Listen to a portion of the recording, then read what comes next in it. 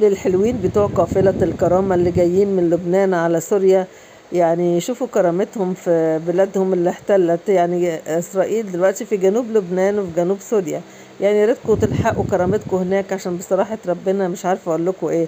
يعني أولى بيكم تشوفوا كرامتكم اللي اتبهدلت في بلادكم نفسها. الاحتلال هو عمال بيرتع ويمرح وكل حاجة. فالحقوا شوفوا كرامتكم بقى يعني انتوا.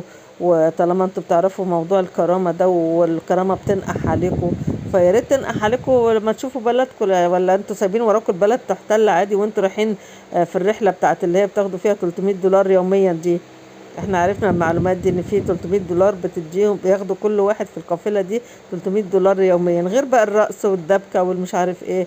يعني هي رحلة بمعنى الأصح يعني. رحلة مربحة بصراحة. الحقوا شوفوا بلادكم محتلة وعيب عليكم.